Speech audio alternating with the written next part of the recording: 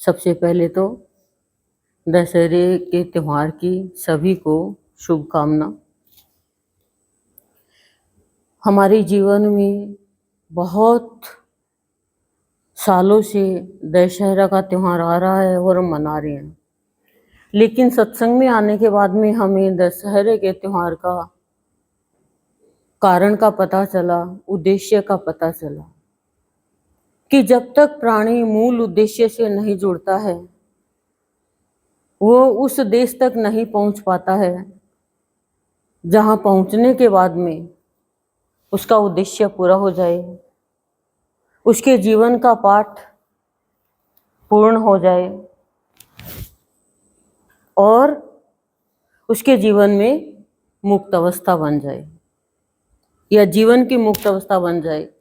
इसके लिए सद्गुरुदेव क्या कहते हैं हमें कि हम दशहरा मनाते हैं। आज रावण को भी याद किया जाता है राम के साथ, क्योंकि रावण ज्ञानी था, साथ में अभिमानी था। अभिमानी होने के कारण उसने अपनी शक्तियों का दुरुपयोग किया। ऐसे हर प्राणी के अंदर शक्तियां विराजमान है।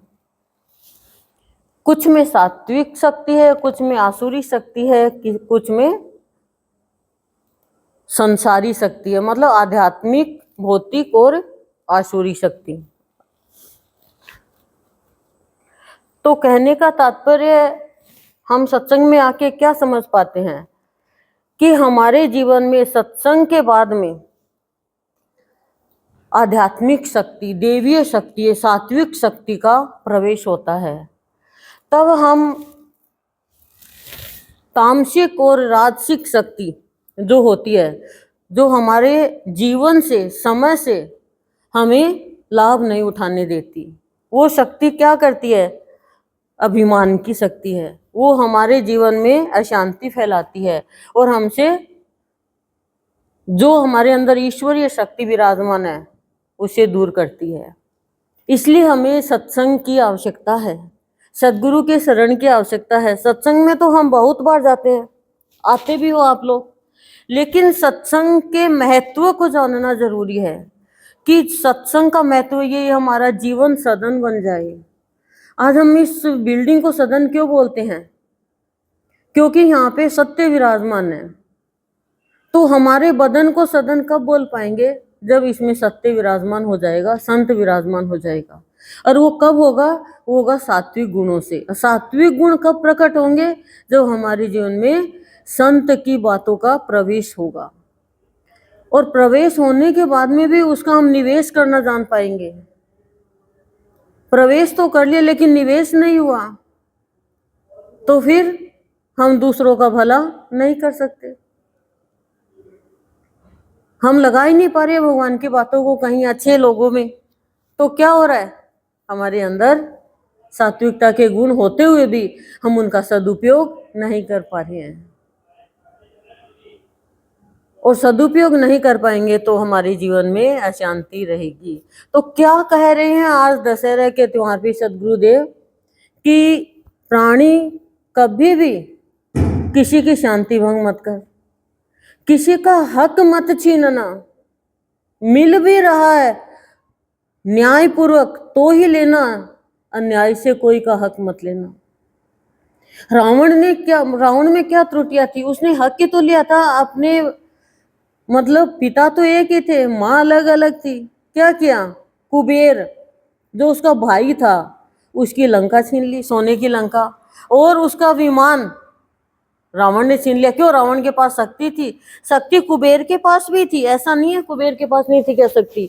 लेकिन सात्विक शक्ति वाला कभी भी अपराध नहीं करता, अन्याय नहीं करता, धर्म नहीं करता है। वो अपना शांति से वो स्थान ही छोड़ देता है। क्यों? क्योंकि सात्विक शक्ति वाला जो होता है वो, उसके लिए सबसे महत्वपूर्ण क्या है? शांति। और रावण ने सबकी शांति छीन ली। सबके अंदर जो सात्विकता थी उनके साथ दुर्व्यवहार किया, दुराचार किया। किया कि नहीं किया? शक्ति कम थोड़ी थी।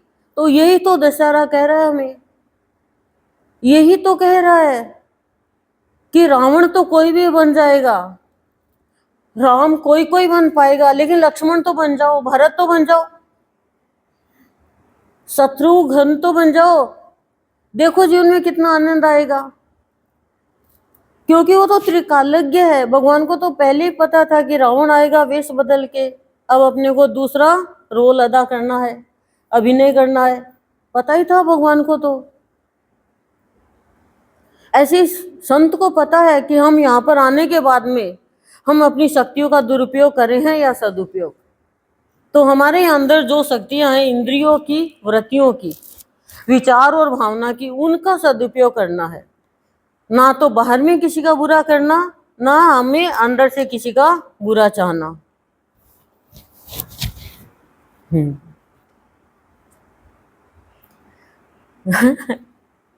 बच्चे हैं, बच्चों को तो थोड़ी पता है। तो सदगुरुदेव हमें क्या कह रहे हैं आज? आज यही प्रार्थना की, हे यज्ञ देव, हे सत्य पुरुष, हे सनातन धर्म पर चलाने वाले धर्मज्ञ, आपसे बार बार यही प्रार्थना है कि हमारा ये जीवन जो अंधकार में पड़ा हुआ था और हमें पता भी नहीं था, उस अंधकारमय जीवन को प्रकाशमय तुम कर रहे हो, और अज्ञान से भरे जीवन में ज्ञान की ज्योति जला करके, हे संत, जो हम खाली विधि में जा रहे थे, उस विधि का निषेध करके हमारे जीवन में जो शेष बचा हुआ जीवन है, समय है, उसका सदुपयोग करना सिखा रहे हो।